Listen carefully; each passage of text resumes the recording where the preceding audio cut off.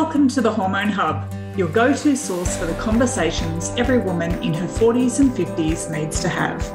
I'm your host, Kylie Pinwell, your nutritionist helping you navigate your way through perimenopause, menopause and beyond so you can say goodbye to the endless fatigue, unexplained weight gain, hot flushes, PMS, mood changes and more that come on this hormonal roller coaster. If you missed the memo or think this is only for women of a certain age, ladies, it's time to think again. Now sit back, relax and enjoy the show. Don't forget to hit subscribe so you don't miss any of my latest episodes, which are released every week. Share it with your friends, your sweaty sisters. The more we talk, the more we help each other. Hello, everyone. Welcome back to the Hormone Hub. It is Kylie Pinwell here, your host. Now, today we are going to talk more about, less about the hormonal aspect of things and more about the food. All right. So I am asked all the time, what's the best diet? Should I cut carbs? Should I, eat more fats? Should I, what are the superfoods I have to include? XYZ.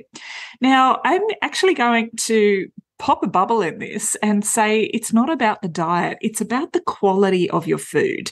Now, when I'm talking food quality, I'm talking about, we should be eating organic raspberries and oysters, all the time. It's more about, what's the best quality food that's available to you right now?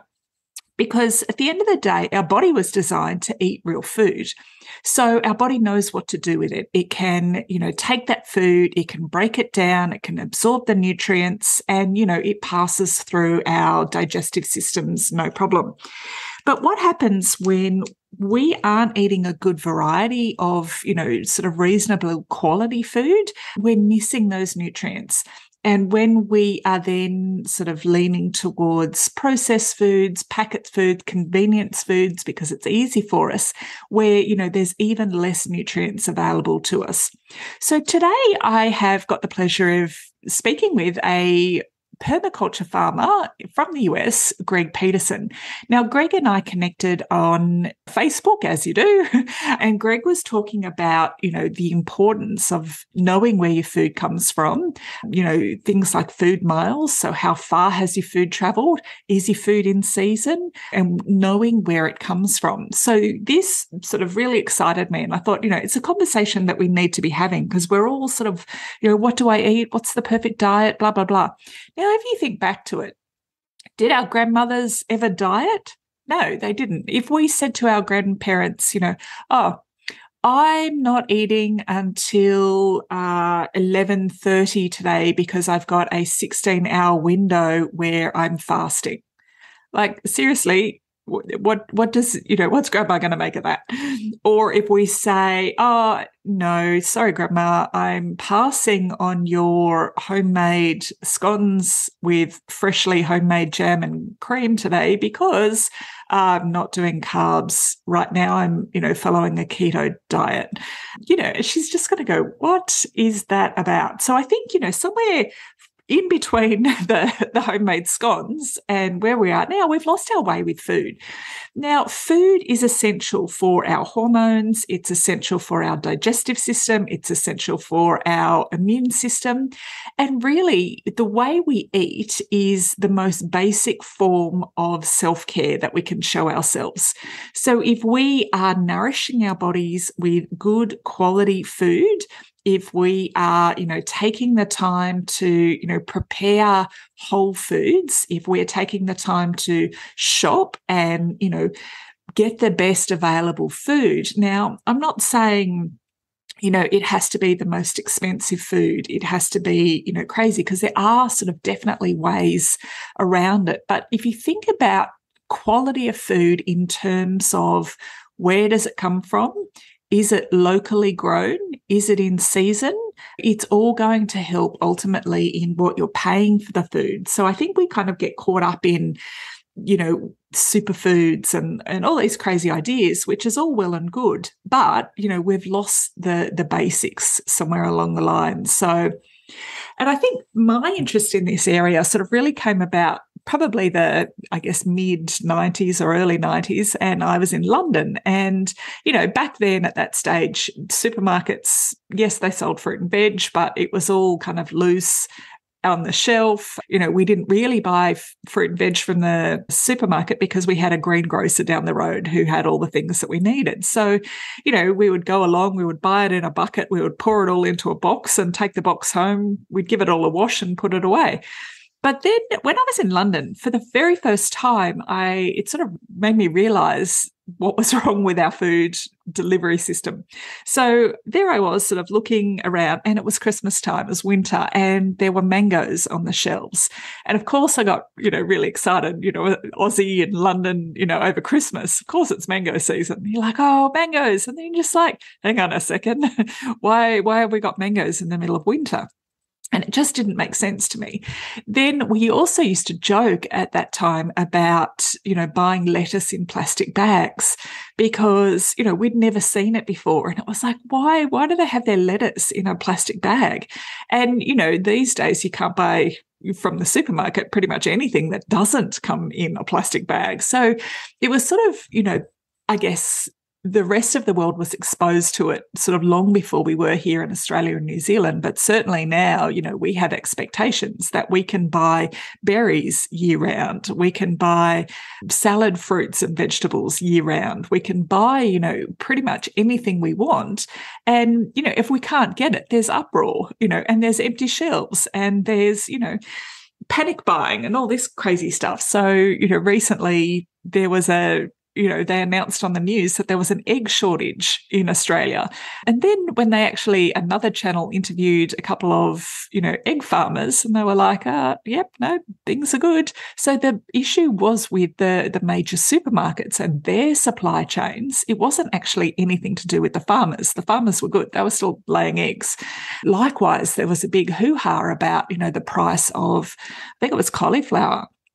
And I was sort of thinking at the time, yes, you would expect cauliflower to be more expensive right now because it's not in season, So I think we've got this skewed view of fresh foods and vegetables and where they come from and what they should cost for sure. So years ago, I used to, teach nutrition in kindergartens, and I used to teach the kids, it was all about what different types of fruit and vegetables were and, what real food was and, how it made them big and strong and, they could jump higher and run faster and all this.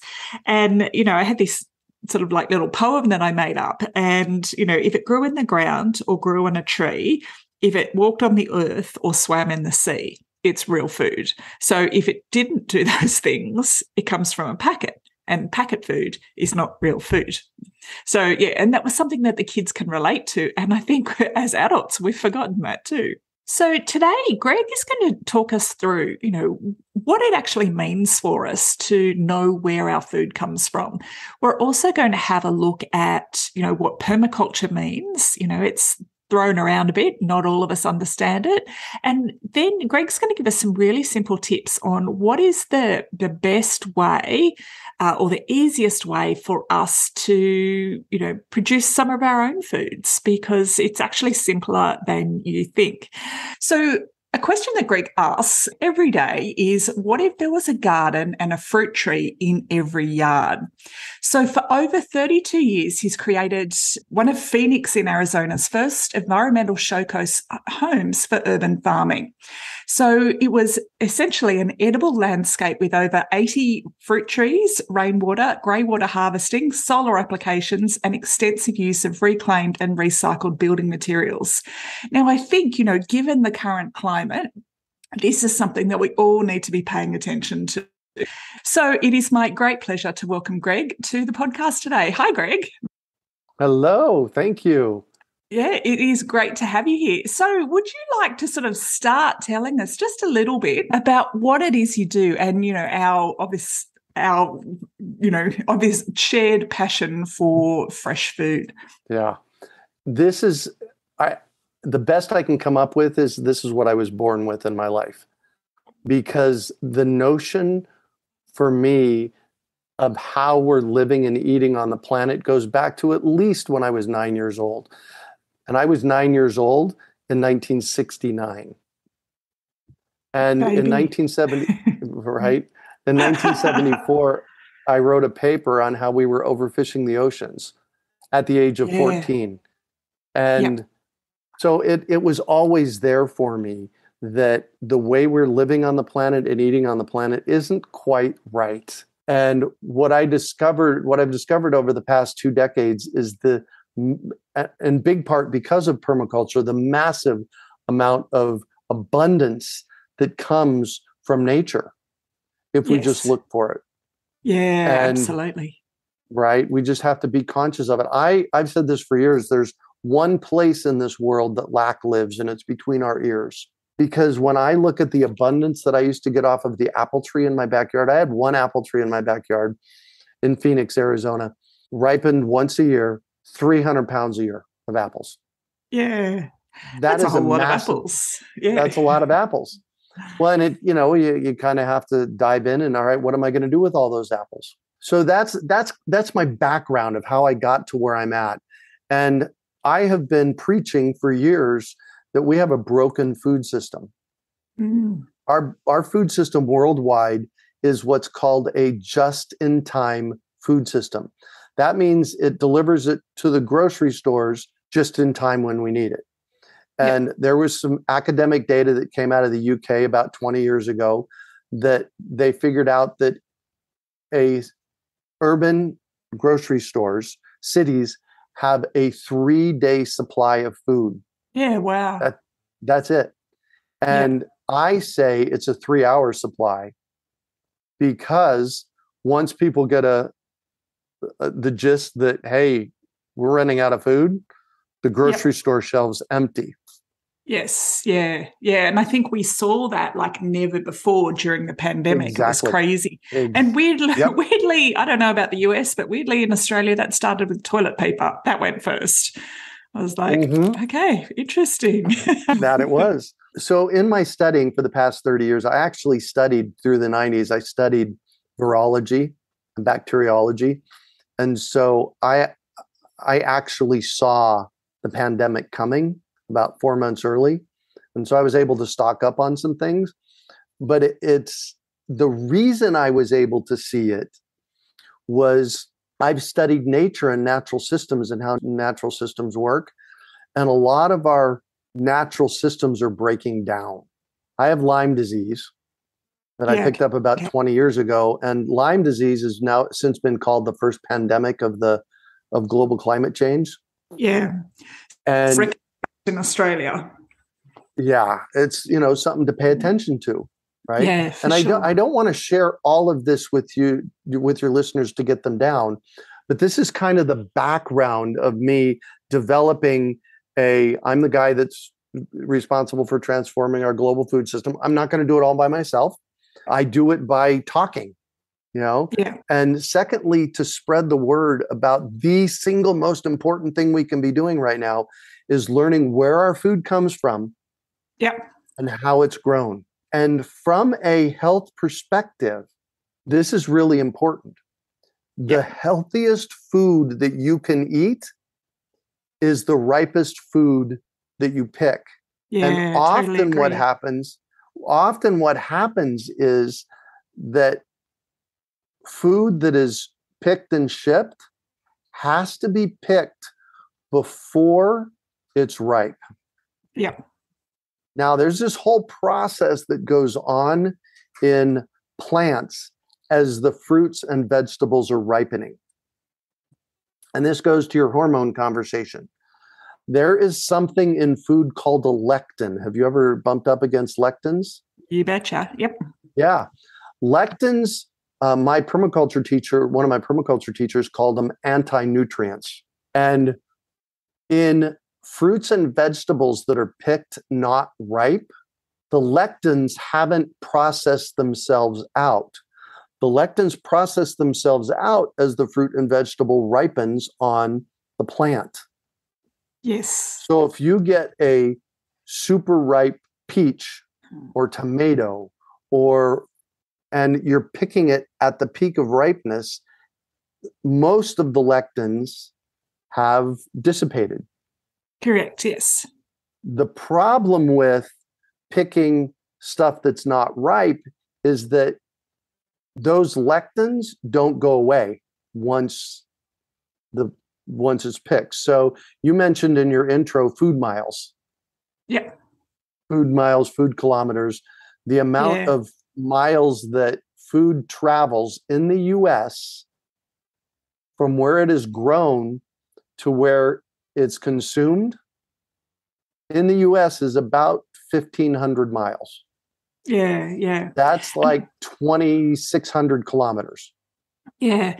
I first sort of became aware of like food miles. I was, in my early 20s, and I'd moved to London. And growing up in Australia, food was very seasonal. So particularly, all the yummy summer fruits and things like that was a Christmas, summer, thing. And I remember it was Christmas time in London, and I remember seeing mangoes in the supermarket, and they were wrapped in so much plastic, it wasn't funny. And all of their lettuce and everything was wrapped in plastic. And I'm looking at this food, and I'm thinking, that's not right. It shouldn't be here. It's not summertime. Why is it here?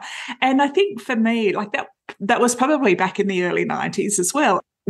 Yeah, so that food had traveled a whole long way. And I think that was sort of like the beginning of that whole, we must have all things available all year round. And I think now we take it for granted that everything comes wrapped in plastic or in a plastic bag, and everything comes, we have all of the things available whenever we want. Right. Yeah. Paying attention to what's ripe when, seasonal, is a really important of the piece of the health perspective of the food that we're eating. Very much. Yeah. And I think, our media in Australia has gone crazy right now. So I think I was going to say they've got a bit bored with COVID, and they've, now moved on to inflation and things like that. And they talk about, it was the price of cauliflower a few weeks ago, and that, it's so expensive and blah blah blah blah blah. And I'm like, well, hang on a second, it's not even in season. It is now, but this is back a few weeks ago. I'm like, it's not in season. It's always going to be more expensive when it's out of season.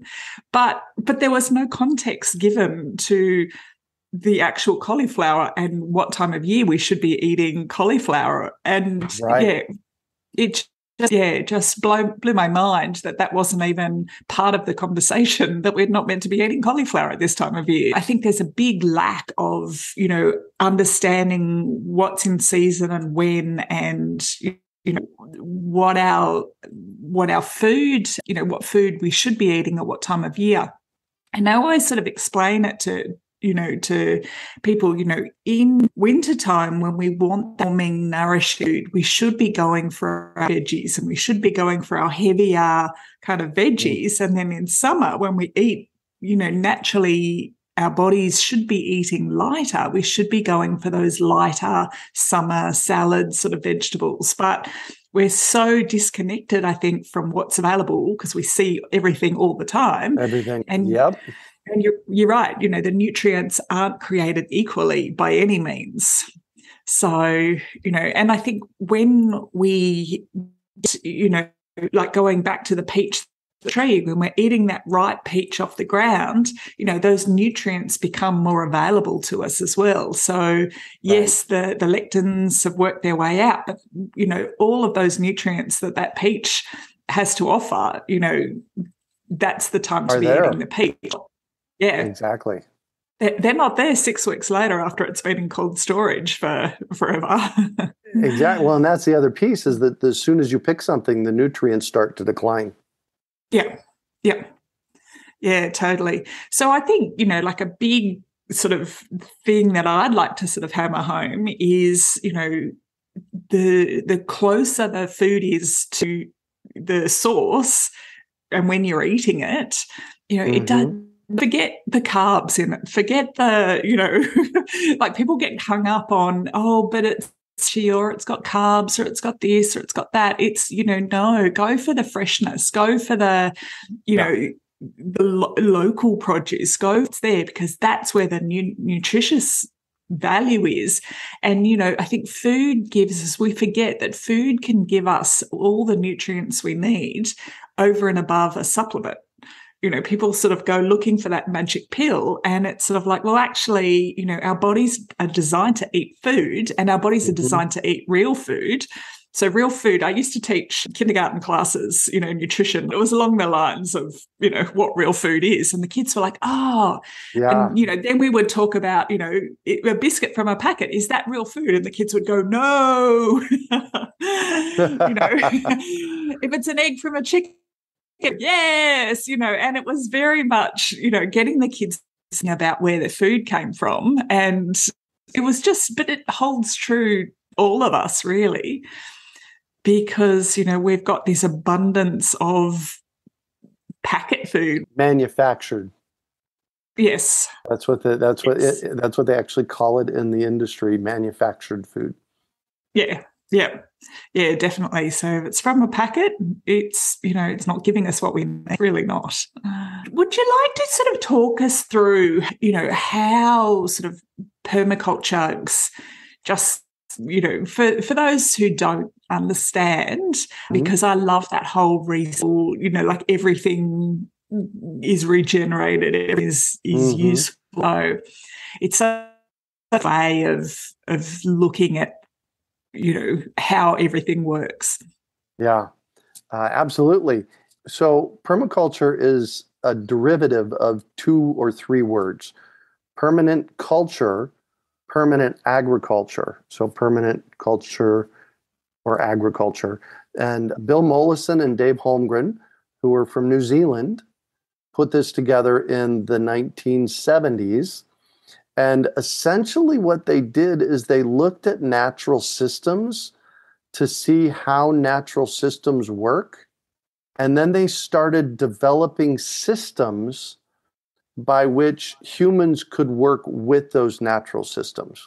And in permaculture, there's 10 or 15 tenets, things to look for, processes.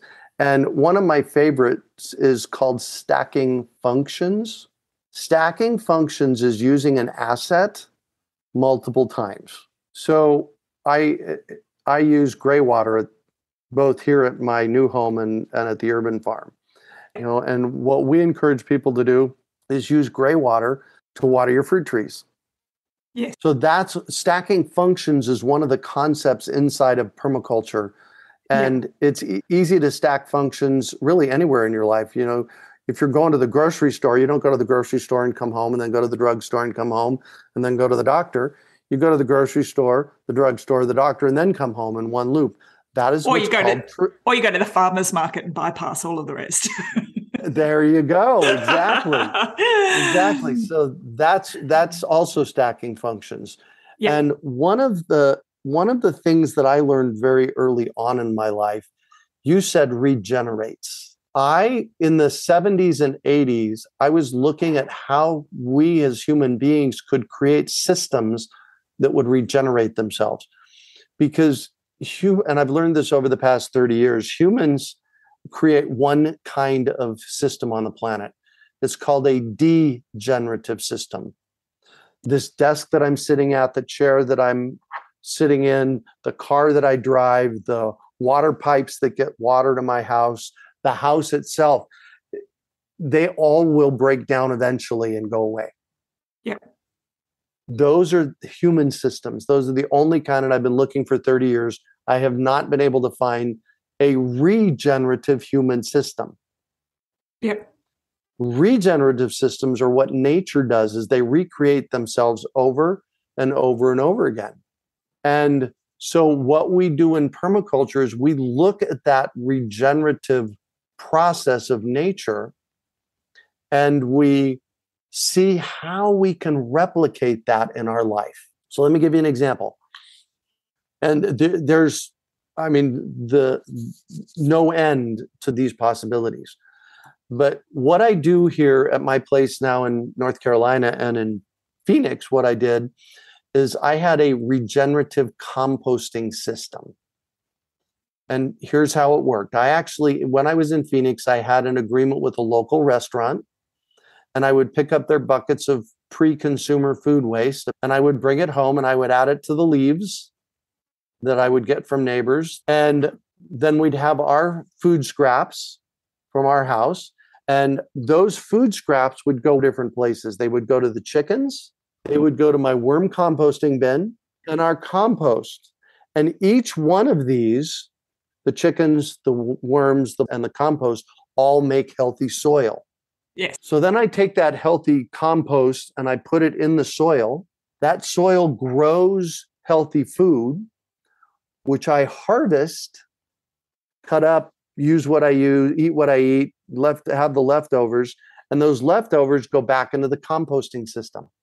So that's the circular nature of this. Yes. That we're actually taking the food scraps, making it into compost, making that compost into food, and growing food. Yeah. And that creates that beautiful, rich, nutrient-dense or nutrient-rich soil. Exactly.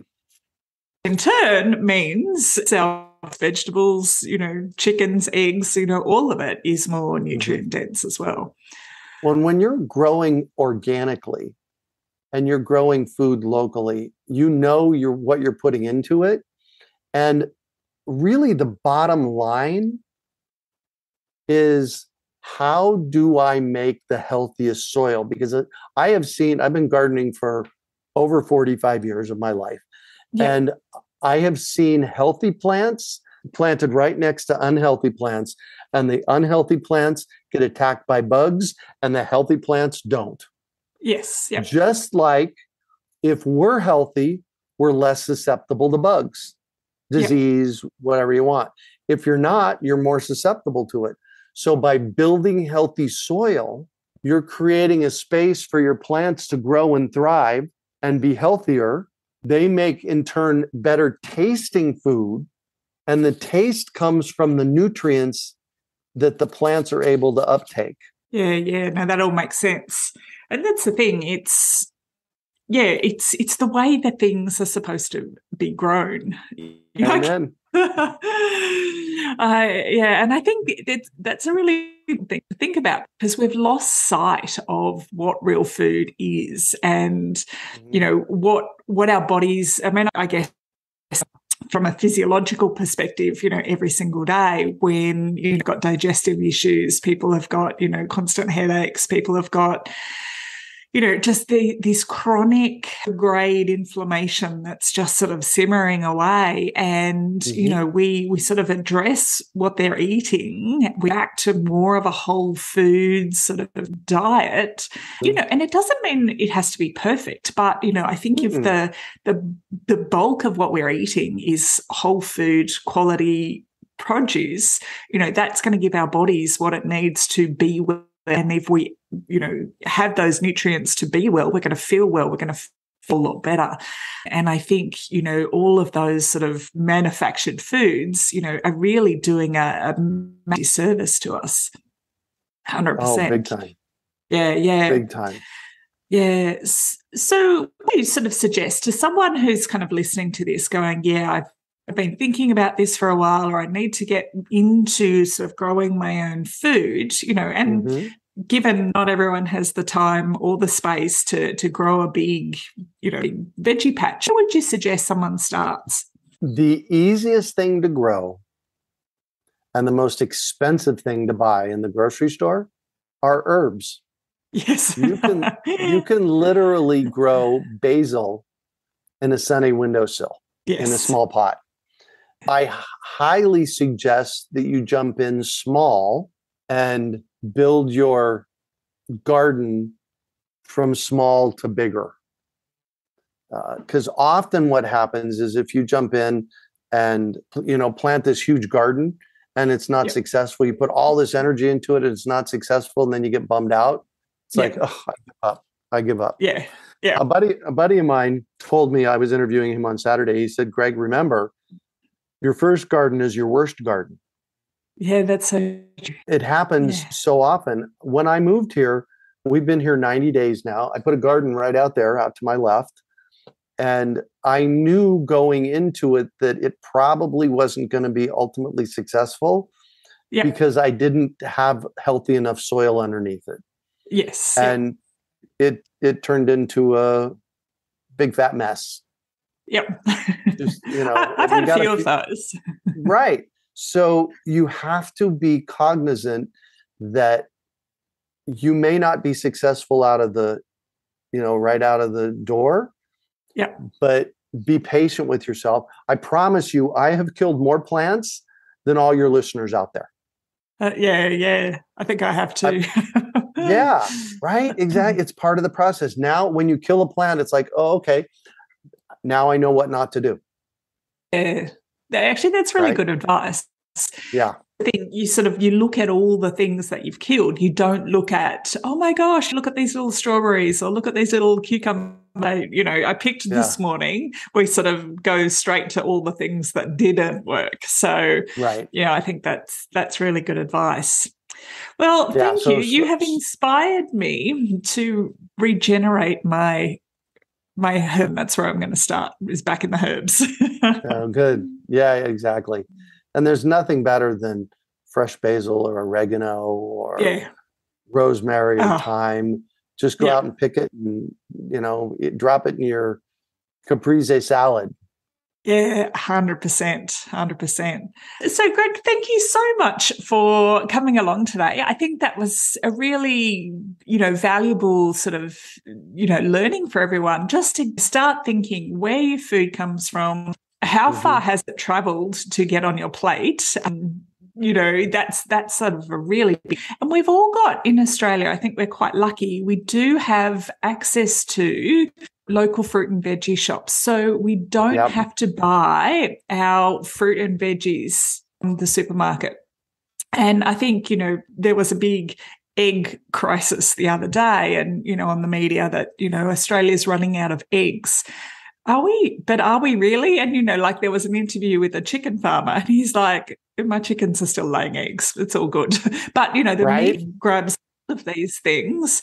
And then all through the pandemic, went to my local butcher, plenty of produce. I went to local greengrocer, plenty of empty. So I think we need to move away from this mentality that food only comes from the market. So So one more thing really quickly.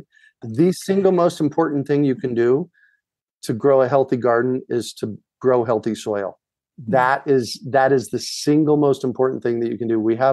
I have a little website that I set up called healthysoilhacked.com. Yep. And we'll pop that in the show notes. Perfect. Yep. And you can go there and learn, here's how you get started with building healthy soil. It's simple. You just have to do it. Thank you so much, Greg, for coming along. It's a great conversation. And if you would like to find out more about Greg, what he does, the healthy garden, healthy soil. healthysoilhack.com. And my website is urbanfarm.org. Absolutely. Thank you, Greg. I will make sure all of your details are in the show notes. And ladies, please get onto your garden. Start with those herbs. I want to hear all about them.